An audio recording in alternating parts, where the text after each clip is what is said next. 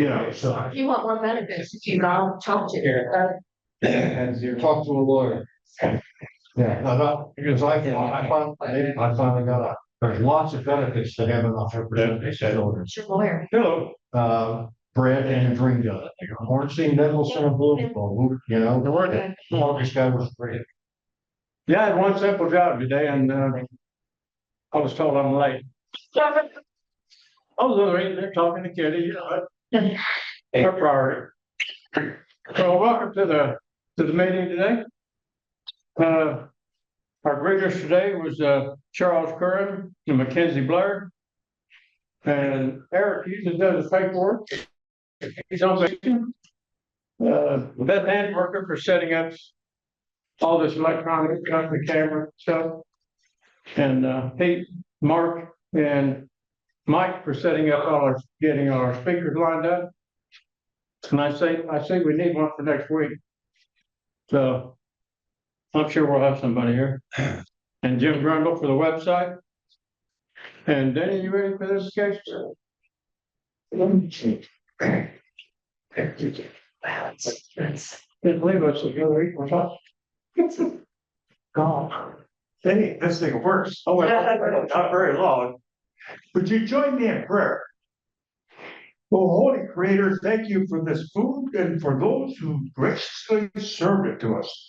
Help us appreciate and who serve us on a weekly basis. And we also thank you for those who service our police officers, law enforcement officers, fire and rescue professionals, and their servicemen and women serving around the world. Bless us and give us the humility to serve one another in our community effectively. Amen.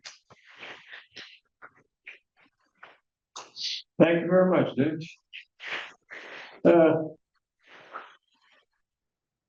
Secretary report. Josh, you ready to do that? Yeah, Who's up there? Mark? today, did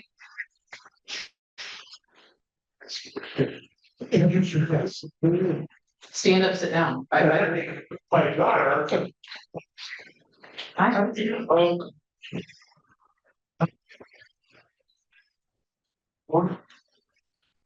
And Chris, you ready? Stop listening. Here's click that in for you now. Got to get at least 2 claps in. Yeah. All right. Good afternoon, fellow Rotarians, and to our guest Liz and our incredible speaker who will be up here soon. Welcome again to the June 20th meeting of the Rotary Club of Beavercreek. And if today does feel like it's the longest day followed by the shortest night, good news, you are not crazy or the parent of a newborn. You are just enjoying the summer solstice today. Moving on to some birthdays and anniversaries coming up. Obviously, Brian Jarvis is not here because he is celebrating his birthday today. Beth Handworker is here. She'll be celebrating her birthday on the 26th. No partner birthday. Don't worry about buying your special someone a gift in the next week. We do have a couple member anniversaries. We have Cretap, who will be celebrating 6 years on. And then our president, Don Adams, will also be celebrating 6 years on the 25th. For some wedding anniversaries, Ron Colker and his wife will be celebrating 6 years of marriage on the 20th, or actually today, the 20th. And then John Hebrink and his wife Heather will be celebrating 19 years on the 24th. Moving on to some good things that have happened today in history. Handiwork. Going back to 1977, Alexander Graham Bell installed the world's first commercial telephone service in Ontario, Canada. Coincidentally, in 1963, the so-called red telephone was established in the White House for the White House and the Kremlin to link up with the 2 superpowers during that fun human missile crisis. And then in 1975, the most iconic 2-note sound debuted in Steven Spielberg's movie Jaws. For some fun things to celebrate starting tomorrow. If you have a dog, you can celebrate National Dog Party Day. Don't know if hopefully you're not celebrating this tomorrow, but it's also National Flexible Working Day. Sunday is National Kissing Day, and it is also National Onion Ring Day, which that one, if you plan on celebrating the first one. Moving on to Monday, we have National Let It Go Day. And we have some breaking news. If you just sung Let It Go in your head right now, that's going to be $1. Sorry, Beth. Is also a National Typewriter Day on Monday. Tuesday, for those crafty people, if you got some junk to get rid of, you can partake in National Upcycling Day. Tuesday is also National Relationship Equality Day, which is a great reminder that communication in any relationship should be 50-50 unless one of the people is hangry. Wednesday, we got Color TV Day and National Camp Counts Day, which is every day if you ask Shannon before we have the official changing of the guard. Thursday, if you're a fan of Disney movies, then you know how awesome Stitch is, and you can join in on National Stitch Day. We also have National Handshake Day. And if you want to have some real fun with that on Thursday, next, when you go out to extend your hand, be the first one to extend your hand and do it with your left hand and just wait for the reactions when people go to shake your left hand and not your right hand. Some other things that you can do for this week. Tonight, Warped Wing Brewing will be on location at On Par Entertainment for a summer kickoff patio party from 5 to 9. Sunday is the city's summer concert series featuring the Hathaways at Dominic Rufino Park from 7 to 8. Wednesday, if you missed Rotary last week, or if you were here and you absolutely love the speaker, she will be speaking at Soin. Thanks to our friends at Chamber from 4 to 5:30 p.m.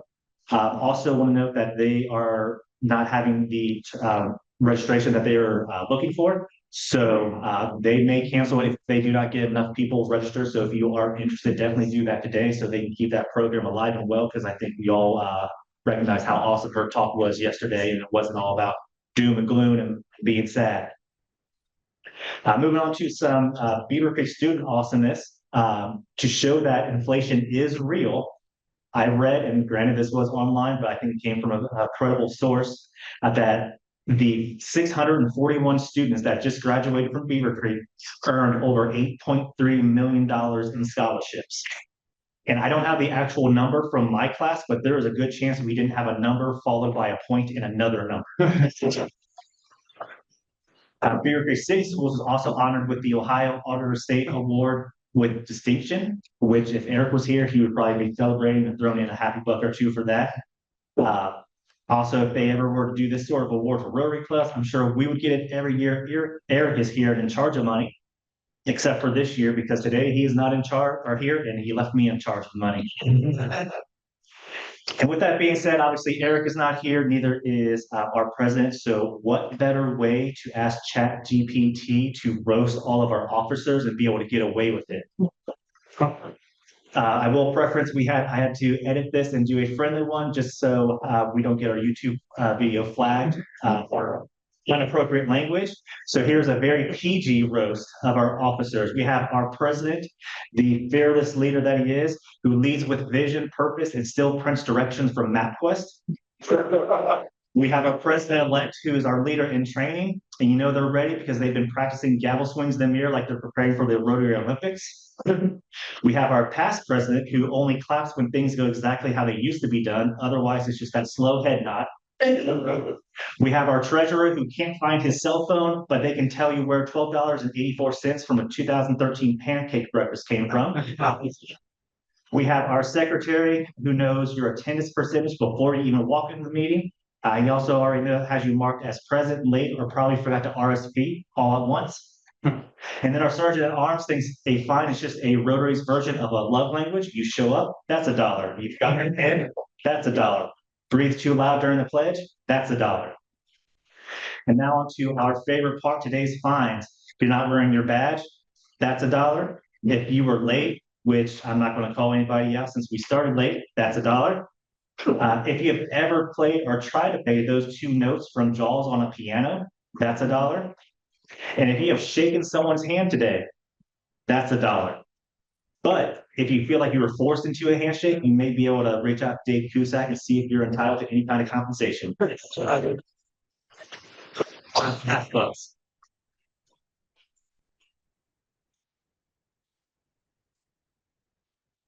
Thank you very much. Good, my daughter, I was late, didn't sleeping on the job. Our speaker today is Kitty Lensman. the CEO of Think TV. And to introduce her is Michael Zwick. We still have, I think,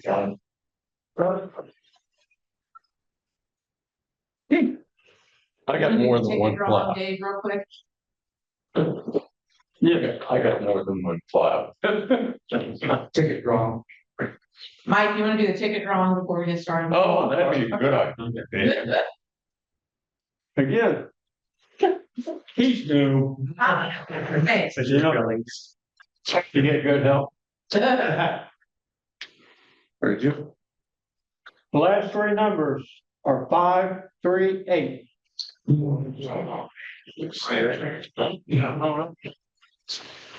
the John over here. Let's. Jack. John over here. Yeah. You can't have that on the back. For 10, but 10 spades. So, Pine Grove, right? All right, Mike. Same to do. Happy books. Oh, but Keep us a little. okay. Happy bucks. I know, right? Anybody happy bucks? Yes. I got a cat on my neck. Any other happy bucks? Let's leave it on that. That's No. Any happy? Yes. I have a happy buck. I have my daughter with me today. Yeah. Chef of name. Liz. Guys. That is. Everybody does.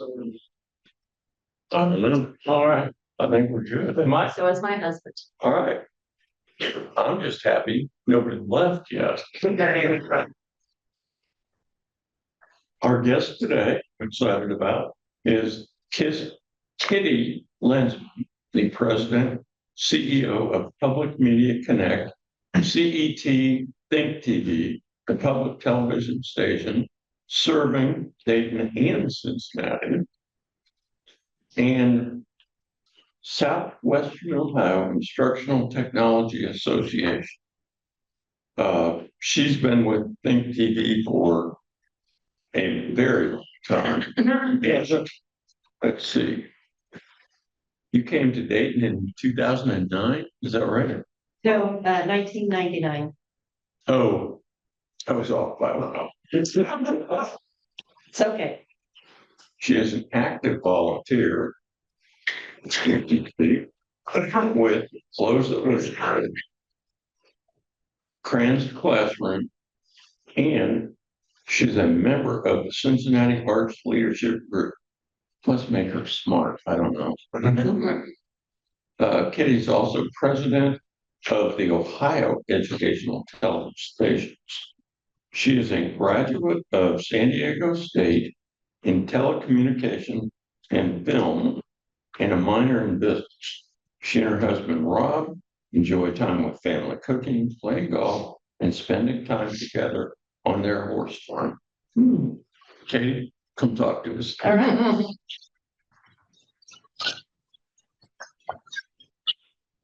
Thank you, thank you, thank you. And we just met. I know. How is everybody? Good. Okay. Can you hear me without this? Oh, you No. got a nice microphone, don't you? Yeah, please do. Okay, now can you hear me? Yes. Yeah. All right, so yes, I'm Kitty Lensman. I'm the president and CEO of Think TV and CET. We have 3 public television stations and we serve the good southwest corner of Ohio. Let me just get going here. Oh, it's not working. Okay, I was gonna say, everything. I moved out of. So I thought I would start getting us into the PBS spirit by showing you a spot. So please take a look at this.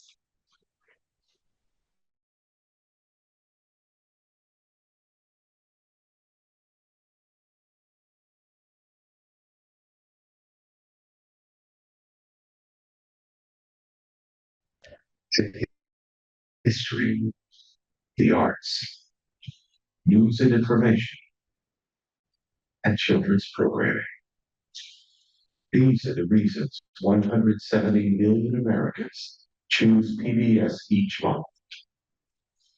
We're part of our local community, supporting our schools, celebrating our heritage, and preparing our children for a better future.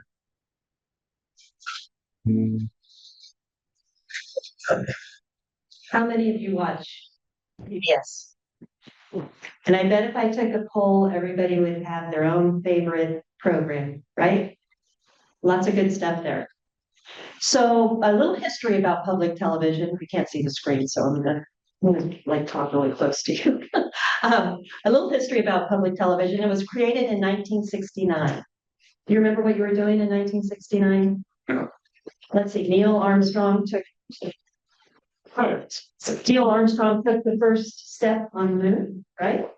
There was some kind of small concert in northern New York, maybe going on, Woodstock, and public television was created.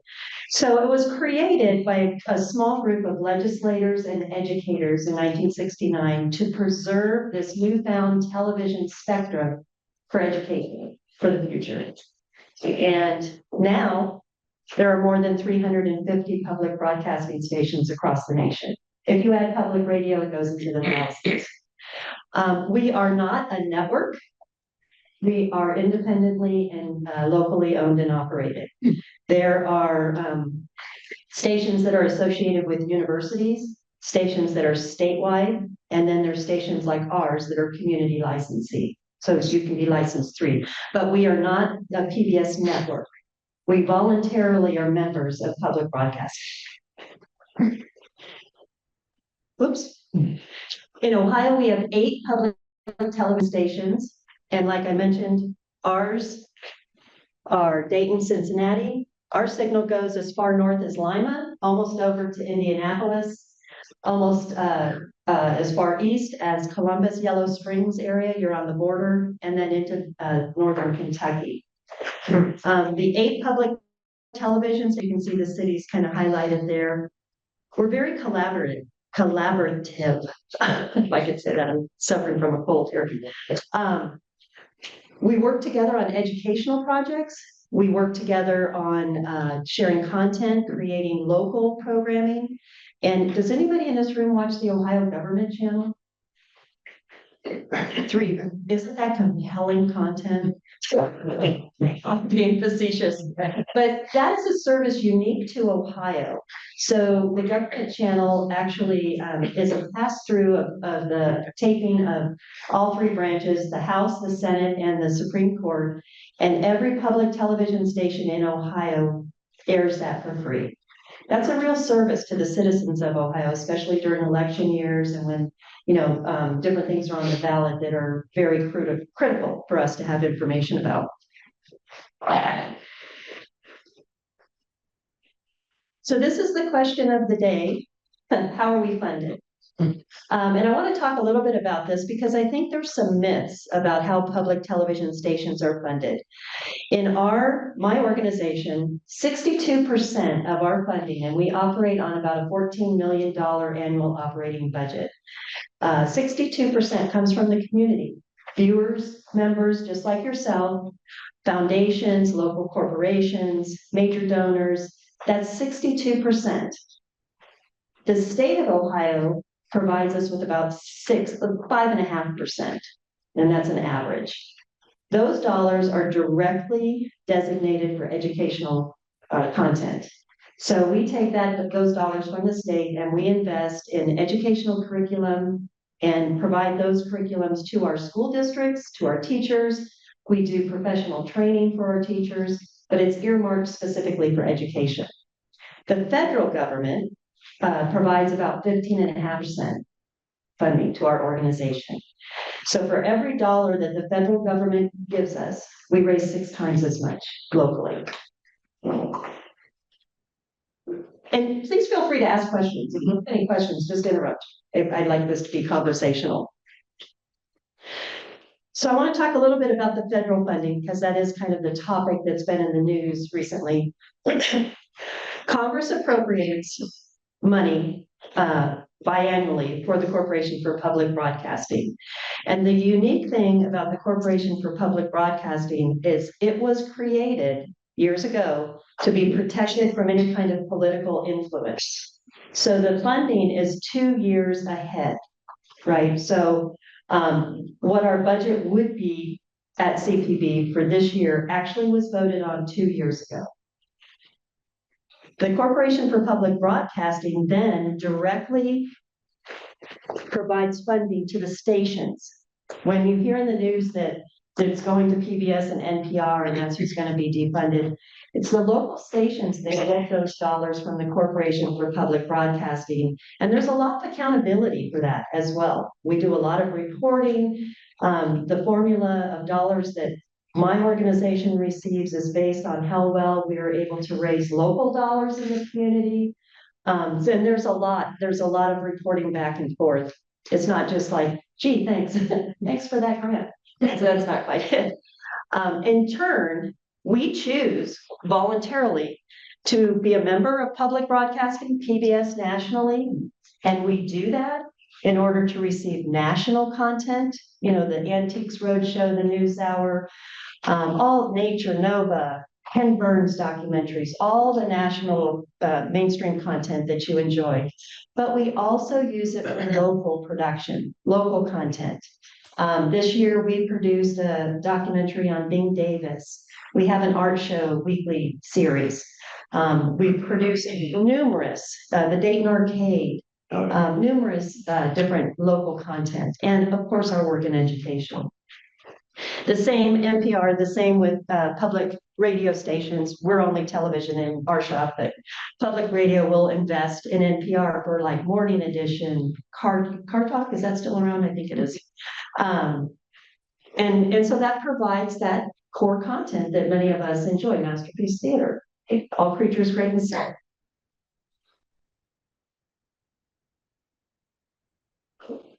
The reason I want to talk about this is that there's a lot of conversation about, well, there's so much variety out there. You know, people are streaming, there's Roku, YouTube, Hulu, you know, Netflix.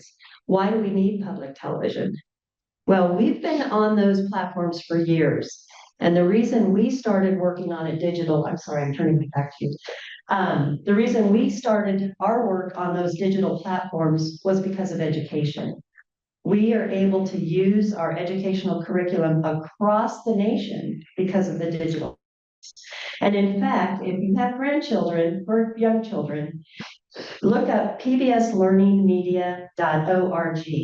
And that is the biggest resource of educational, searchable, vetted information for K through, it actually goes into college as well.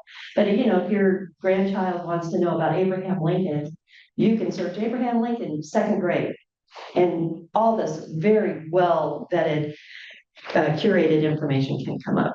I use it a lot when I'm babysitting my grandnieces and nephews. But I say that too because PBS is across internationally. And I want to show this spot. It's one of my favorite spots, but it does show the reach and power of public broadcasting. Time with my voice expression. I'm lucky at that. It's what I cherish above all other things, especially now.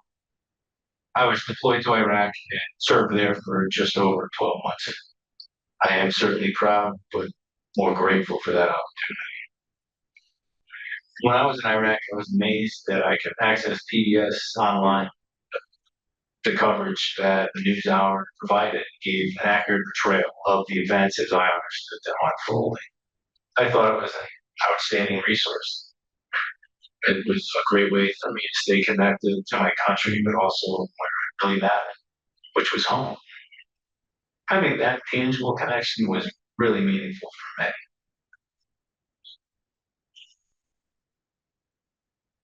PBS is something that I trust. And what they reflect to me is what's best about my country. I like that spot because it really is accessible everywhere. Do any of you use Passport as part of your? So as a member of public television, you can use our online streaming on-demand service called Passport. And there are over 6,500 public broadcasting shows. If you like to watch Rick Steves or Masterpiece, or maybe you want to binge watch Downton Abbey or any of those programs, they're all available on Passport. And I'm happy to, show you how to sign up for that if you would like to do that. Our regular content, what's on right now on channel 16 or 14 or 48, is also able to be streamed live. So if you're in your office and it's 7 o'clock and you want to watch the news hour, you can go to your computer and watch it or listen to it at the same time. Any questions so far? No? I've got a question. Sure. You talked a little bit about the technology component. It seems to me, I'm just a guy, but I watch PBS and big TV. You guys are always poised to adopt the latest technology before WHIO even knows what it is. Yeah. So like, how are you guys set up to do that? Set up technologically, Or just, is it part of your culture? Like, why do you adopt the technology? You seem to do really well with yeah, well, that's a very good question. I think that the commercial stations don't have the same time. Oh, yeah. They're focused on money today. Right. And we have, in fact, the Dayton station, we had an opportunity we had to upgrade our transmitter. Right. And so we took that opportunity to become the lighthouse for ATSC 3.0, the new technology that's coming in our media world right now. You don't have it now? We have it. Okay. Yes, not- yes, we upgraded, it was gonna cost X amount of dollars more to add ATSC 3.0, so we did it. As you know, it's not really, being used by, consumers right now. Don't go out and buy an ATSC 3.0 TV. I use Yeah. it. You do? Good, Yeah. good. That's gonna be the power of the future. You I bet. mean, it really is gonna allow more interaction and communication between the content provider and the user. But you are right, we definitely do upgrade our technology. We have in our facility, we are connected, the Ohio stations are connected in Columbus by a joint master control, and it's called BEMC. We have a lot of acronyms in our industry. It's the Broadcast Educational Media Commission. And what that allows us to do is it connects all of us, all the 8 stations across the state. So if you remember when COVID was going on, the governor could come on at his noon press conference. The commercial stations wouldn't air that. They'd do a soundbite, but they wouldn't air it because they don't have the capacity. They need the dollars for advertising space. It was the public television stations that aired those consistently every day across the state. And it's the same with like uplinks. I kind of joke with some of my legislator friends because they might poke at PBS once in a while, but it's like, you were just in our station and you did an uplink for free to Fox News or CNN or whomever. Because we have the real estate. The news stations, their local studios are almost primarily remote. Nope. And they're busy with their newscasts. So, we have a little bit more flexibility, but it's a service to our local community. And that's, if I was to say anything about our funding being questioned right now, it's the local services that will be missed. And that will lead me to education. Most of the work that your public television stations do in the community are around education. We do early childhood workshops, Ohio Ready to Learn, which teaches care providers in their home. So they might have small daycare services. It teaches them how to use educational content and have a more structured environment for those preschools. And we, of course, we don't do it in a vacuum. We work with experts. We work with the Ohio Department of Education, Jobs and Family Services. Now it's the Ohio Department of Education and Workforce. We also support families, right? So it's summer. We have a series of virtual field trips and camps that we have produced that have also been vetted, they're approved, that allow, parents and families to do outside activities in their own, backyard. We have a series, it's called Camp in a Box, and they're for after school care providers like YMCAs, Boys and Girls Clubs. And they provide a class of 20 students. The teacher gets a box Every single piece of material is in there. They don't have to buy anything. The curriculum is in there. They don't have to research it. It's all in one box. And we did that statewide. We served over 400,000 students in the summer. Of course, students, public television is all about kids, right? This year we have been working with American Graduate. That is our like fourth, fifth, sixth and above initiative that helps students find a pathway to a career. And it's not all about a 4-year college education. There's technical schools, there's ways that students can move up and earn money while they're learning. So we've been participating in that in this year's initiative, and this is funded by the Corporation for Public Broadcasting, is called Talking Jobs. And it's directly related to workforce areas specific to Ohio, what our job industries are looking for. Where is the need state? And of course, we do professional development for teachers. This is part of our state funding that I talked about earlier, but we have a group, and that was SOITA, the Southwestern Ohio Instructional Television Association. That's a group of people in our organization that teach teachers how to use technology in the classroom. It was especially prevalent during COVID, where our groups went out and taught teachers how to use Zoom, how to use Google Classroom, how do you use technology in the classroom and be functional with it. Our teachers don't have a lot of time for professional development. If you have any teachers in your family. And these are free workshops. So last year we had over 400 workshops for teachers. A little bit of this was the project I spoke to earlier, Ohio Learns 360, where all of the public television stations came together and really did a collaborative educational initiative across the state. It was a $5 million grant that we all shared and gave every station, whether you were Athens, which is a very small station, or Columbus, a larger market. All of the stations had the same tools, and those tools were disseminated to teachers, after school care providers. So that's a little bit about our education. Oh, there's PBS Learning Media. We contribute to this as well, but this is a really cool resource. If you have grandchildren, I really encourage you to take a peek at this. Let's see. Okay, local production. So I'm not going to talk a lot about all of our projects that we do, but I thought I'd just show you what we call a sizzle reel. And these are all pieces of education and local programming that we created in our facility.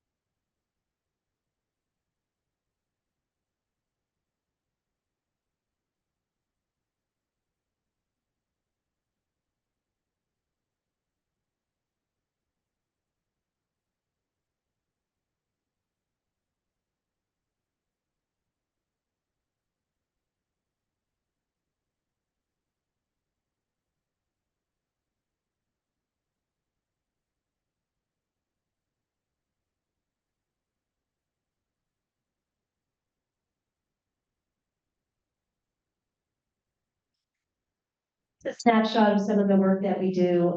We're up for we have 5 Ohio Regional Emmy nominations, and we're very proud of that work. Phenomenal team that I have the privilege to work with. So I have one last slide I'm going to show you. See if you can help me out here. Oops. Back. Who are these people? Does anybody know who these two people are? Mr. Rogers, oh, I'm sorry, that's a gorilla. So have you ever heard of Coco, the gorilla? Yep. And there was a PBS special years ago that was based on her life. Coco the gorilla was a lowland gorilla that grew up in a compound on the West Coast. I think it was just north of San Francisco, that learned more than 1,200 American Sign words. And she was able to put together communication. She's the one that had the kitten. You know, she loved the kitten. So she became like a celebrity, right? Betty White visited her, Robin Williams visited her. Well, Mr. Rogers found out that every morning Coco watched Mr. Rogers' Neighborhood on TV. And so he got wind of that. So he made a surprise visit to Coco. And when she saw him, the first thing she did was she signed love. Love. And then she promptly took him by his shoulder, sat him down, and started to untie his shoes. Exactly what Mr. Rogers did, right? Right. So the moral of that, the reason I'm showing that to you is that I want you to remember that there's something for everybody on public broadcasting. So I'm happy to answer any questions if you have. Yes, sir. Okay. Well, I'm Ken Burns, man, and I'm looking for the Revolutionary. American Revolutionary War. And how does that get funded? How does he get funding to do this in there? Yeah, so that's a good question. So Ken Burns has his own production company. I think it's called Freemill. I can't remember the exact name. Yeah. And he gets some funding directly from public broadcasting. PBS will invest, but they don't just finance it. And he has his own team. They raise their own dollars. So some of the dollars that we invest into PBS, they invest into other stations like WGBH in Boston, NET in New York. They are the big producing stations of our large series. WIDA in DC, they produce the NewsHour. PBS will invest pockets of money in those programs. And American Revolution is coming this fall. And another service of the Corporation for Public Broadcasting is they have some competitive grants that we will apply for that will allow us to localize our own celebration of history in our own communities, right? So it's national and local, or sometimes we produce local things that go national. Like the Bing Davis documentary, Memphis Belle documentary aired on more than 300 public television stations across the nation. And that was from just our little community here.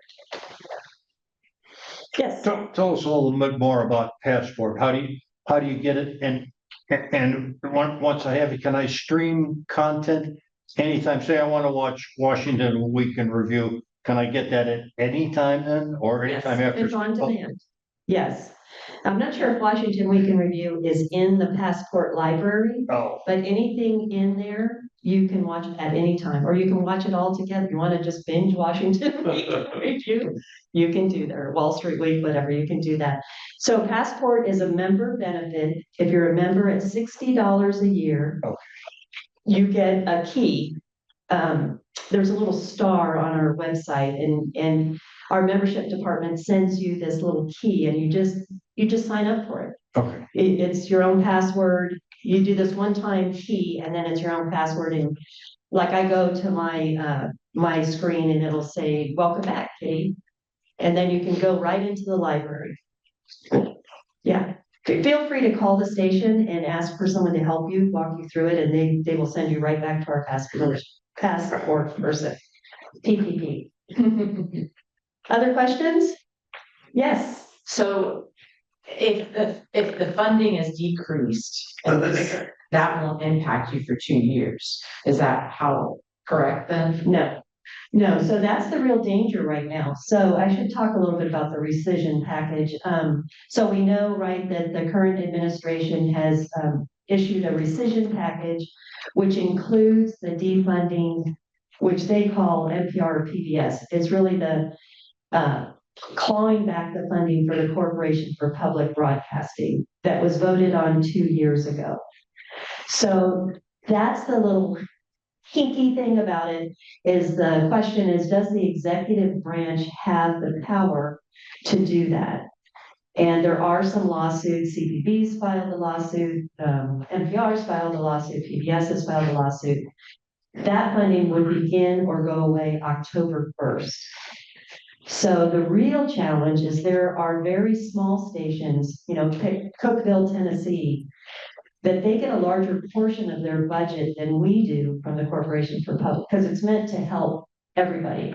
So the smaller stations in rural markets, they could go dark. There could be no service. In Ohio, there could be some question about Athens, WOUB in Athens, and they serve a big Appalachia community. Bowling Green, the universities, are they going to take on that extra expense? And that's who they're associated with. So it's a real issue. I hope it doesn't, the Senate, votes in our favor. But that's the, In dollars, do you know the dollars and cents impact it would have on you? yes. So we receive $2.6 million a year from the Corporation for Public Broadcasting. And our membership that we pay PBS is $2.1 million a year. So the second side of this is you lose this funding. So do you still pay PBS? Do you have the money to still pay PBS? If PBS doesn't get their membership dollars, do they have the money to invest in national content? Or what is it you don't want to watch now? Or, they're not going to produce. The most expensive productions that public broadcasting invest in are the dramas, the ones we all love, right? The dramas and children's programming. That's the largest. And, the myth that, and I don't know if I want to go down this rabbit hole, but the myth about public media being journalistically biased. I think NPR had some issues early on, and that kind of opened this can of worms. Public television only has 10% of their content has anything to do with journalism. And you might have, controversial programs like Firing Line or Independent Lens. You see some things that are hard to see that are happening in the world. But I feel that's the role of public media. Let's not hide it, You have the news hour. Do they always do everything correct? Probably not, but it does. But you could turn on CNN and Fox at the same time and see two completely different stories on the same subject. So I feel that America needs public broadcasting more today than ever. So, other questions? Yes, sir. This is more of a hypothetical observation, but lately, I think we've all seen the fun story debate of 100 people versus a gorilla. I think if that we were to do that, we found the one person we could send in, not meet the gorilla, but have win-win and sell the gorilla. I wish we still had Mr. Rogers. Yeah. Wow. He testified years ago on our behalf. Was there one more question? Yeah, if you happen to lose that funding and lost programming like NPR or PBS, is there more local That's a good question. things that would fill that gap and still leave you to be a viable option for the community? Yes, we hope so. There are other content providers like American Public Broadcasting.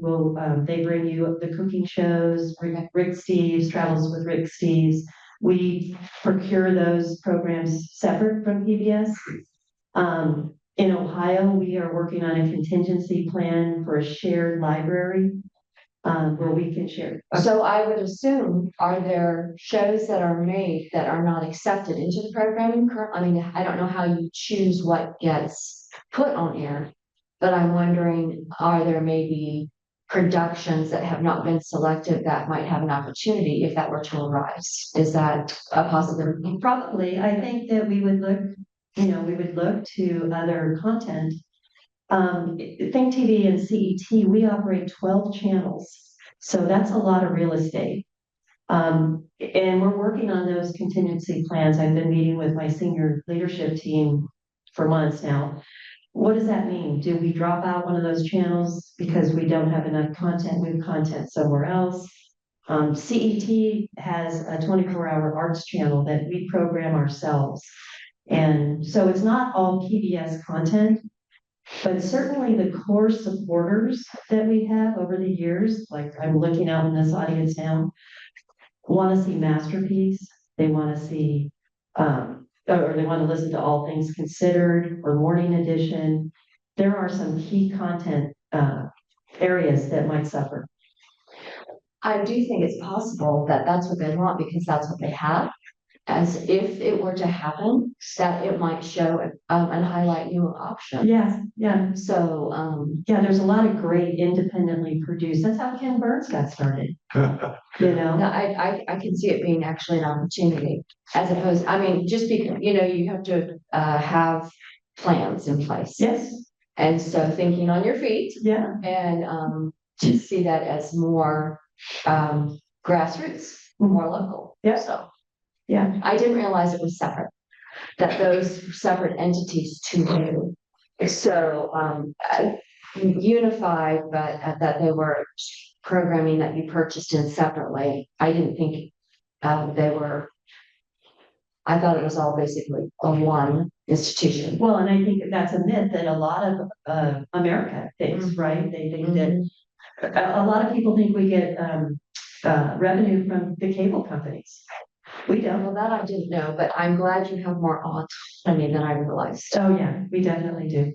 And our program team decides what we air. Now, certainly, we hope that people, if you travel and you like to watch the news hour, hopefully you can go to another city and watch it at 6 or 7. So we have some core programming that we try to keep. It's not a must carry rule, but we try to keep it in place so that our members and stakeholders can watch it on other stations, if you're on vacation. Yes, sir. Is YouTube kids content a competitor, or has it reduced your educational or kids viewership any? We also have a YouTube channel. We have a couple of YouTube channels. And I don't think it has taken away it. When it comes to educational content, there's nobody that can hold a candle to public broadcasting. We are the most trusted source of educational programming for children. I will say that last year, the real competition is our own digital, streaming platforms, right? So last year, people that stream on their smart TVs surpassed the people that watch linear broadcasts. There are more people streaming and cutting the cord. But the other thing about public broadcasting, we're still available over the air, right? Right. Just you have an antenna. And that is why our work in public safety is so important. If self-service goes down, we're the backup across the nation. We are the backup for public safety, for first responders, for like the governor could get on and say there's a tornado damage or a train derailment right now. And you can't do that with commercial service. Other questions? Okay, well, have a beautiful day in the neighborhood.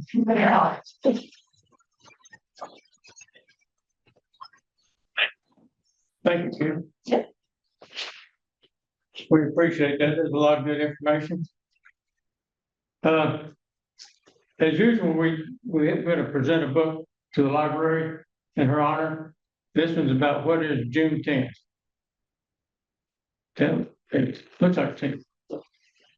Is there anything else to bring up for the club today? Read it. You should read that. I think I should. You don't know what's that. No, pronounce it, maybe. It's a light read. Next week's speaker is Noah. No, we're doing a changeover between Don and myself. So he'll be speaking to me and him. Readers next week will be Alex and Dave. And keep an eye on the website, see anything else going on that you want to be a part of or communicate on. Is there anything else for the good of the club today? No. Oh, one thing. Halloween's 133 days away. Let me throw that in. Y'all right for the pledge?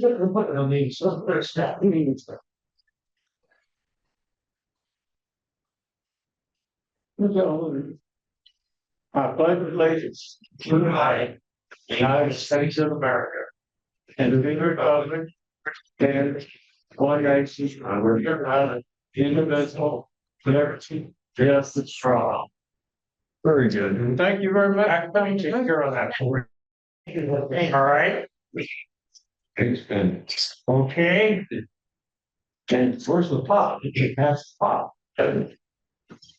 Yeah. Okay. Yeah. Only remember. Never